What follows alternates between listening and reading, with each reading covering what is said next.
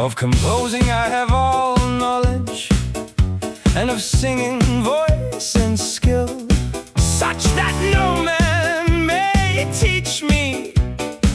I know how to speak vexation and pleasure. It is true that I am so renowned for this, that never was I so bewildered that I did not know how to help myself with solace, for which I praise my lady entirely and thank her.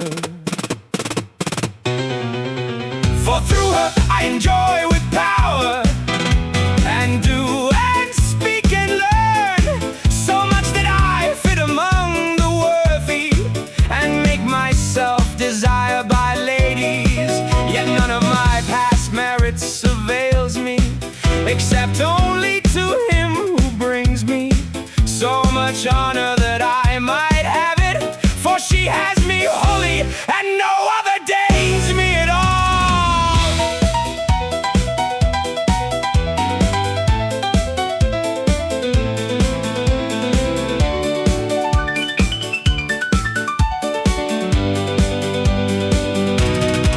For though I have seen my fair desire in others, yet there is none I deign to choose, from whom I might find honored support. Rather I despair of this, that I wish not to be maintained by my lady, so long as I am diminished here.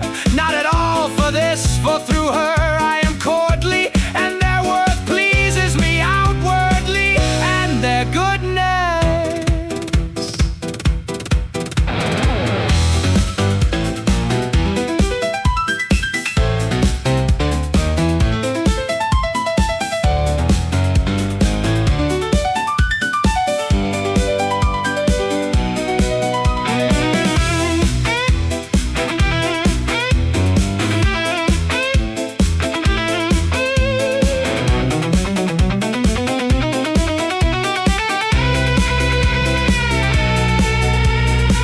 Whoever speaks truth of her beauty, so fair a lady is not to be imagined. And may God never save me nor bless me, if ever I could behold her fully. For this I have sold myself utilely to her, for otherwise neither given nor surrendered. And if I could, yet mercy would be made, that with a fair semblance she took all my worth.